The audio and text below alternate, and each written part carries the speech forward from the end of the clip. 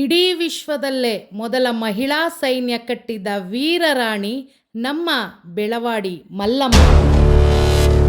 ಹೆಣ್ಣು ಹಬಲೆಯಲ್ಲ, ಅವಳು ಸಬಲೆ ಎಂದು ಸಾರಿ ಹೇಳಿದ ಕನ್ನಡದ ವೀರರಾಣಿ ಬೆಳವಾಡಿ ಮಲ್ಲಮ್ಮ. ಛತ್ರಪತಿ ಶಿವಾಜಿಗೆ ಪ್ರಾಣ ಭಿಕ್ಷೆ ನೀಡಿದ ಧೀರೆ ವೀರೆ ನಮ್ಮ ಬೆಳವಾಡಿ ಮಲ್ಲಮ್ಮ. ಸ್ನೇಹಿತರೆ ನಮಸ್ಕಾರ, ನಾನು ನಿಮ್ಮ ಪ್ರೀತಿಯ ಕನ್ನಡತಿ ಶ್ವೇತಾ ಮೋಹನ್ಗೌಡ. ಬೆಳವಾಡಿ ಮಲ್ಲಮ್ಮ ಈ ಹೆಸರು ಕೇಳಿದ್ರೇ ಮೈ ರೋಮಾಂಚನವಾಗುತ್ತದೆ.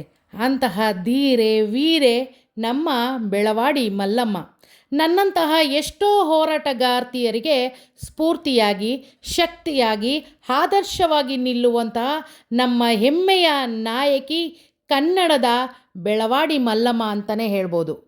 ಸೋದೆ ಮನೆತನಕ್ಕೆ ಸೇರಿದ ಬೆಳವಾಡಿ ಮಲ್ಲಮ್ಮ ಸೋದೆಯ ರಾಜ ಮಧುಲಿಂಗ ನಾಯಕನ ಮಗಳು.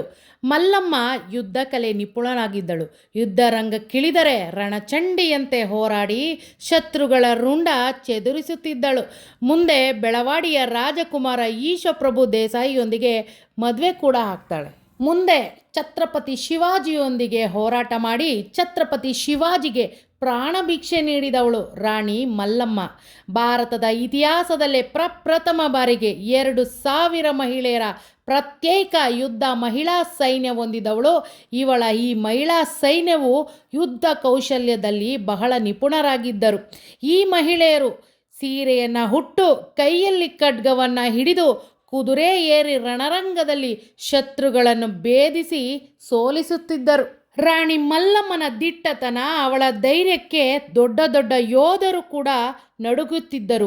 ಅದು ಬ್ರಿಟಿಷರೇ ಆಗಿರಲಿ, ಮೊಘಲರೇ ಆಗಿರಲಿ, ಯಾರೇ ಆಗಿದ್ದರೂ ಕೂಡ 17ನೇ ಶತಮಾನದಲ್ಲಿ ರಾಣಿ ಮಲ್ಲಮ್ಮನ ದಿಟ್ಟತನ ಎಲ್ಲರಿಗೂ ಕೂಡ ಮನವರಿಕೆಯಾಗಿತ್ತು. ಭಾರತದ ಇತಿಹಾಸದಲ್ಲಿ ರಾಣಿ ಮಲ್ಲಮ್ಮನನ್ನು ಎದುರಿಸುವ ಧೈರ್ಯ ತೋರಿದ ರಾಜರಲ್ಲಿ ಛತ್ರಪತಿ ಶಿವಾಜಿ ಪ್ರಮುಖರು. ರಾಣಿ ಮಲ್ಲಮ್ಮರ ಸೈನ್ಯದೊಂದಿಗೆ ಛತ್ರಪತಿ ಶಿವಾಜಿಯ ಸೈನ್ಯ ಸುಮಾರು 27 ದಿನಗಳ ಕಾಲ ಯುದ್ಧ ನಡೆಸುತ್ತಾರೆ. ಈ ಯುದ್ಧದಲ್ಲಿ ಮಲ್ಲಮ್ಮಳ ಪತಿ ಈಶಪ್ರಭು ಯುದ್ಧದಲ್ಲಿ ಸೋತು ಸಾವನ್ನಪ್ಪುತ್ತಾರೆ.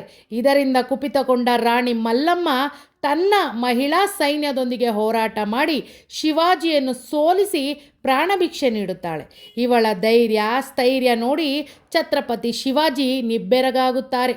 ಈಕೆ ಸಾಮಾನ್ಯಳಲ್ಲ, ಸಾಕ್ಷಾತ್ ಜಗದಾಂಬೆ ಎಂದು ತಾನೇ ಬೇಡುತ್ತಾನೆ. ಮುಂದೆ ಛತ್ರಪತಿ ಶಿವಾಜಿ ಹಾಗೂ ಮಲ್ಲಮ್ಮರ ನಡುವೆ ಅಣ್ಣ ತಂಗಿಯ ಬಾಂಧವ್ಯ ಬೆಸೆದು ಮಲ್ಲಮ್ಮ ಛತ್ರಪತಿ ಶಿವಾಜಿಯ ಮುಂಗೈಗೆ ರಕ್ಷೆಯನ್ನು ಕಟ್ಟುತ್ತಾಳೆ. ಅಲ್ಲಿಯೇ ರಕ್ಷಾಬಂಧನ ಕೂಡ ಆಚರಿಸುತ್ತಾರೆ.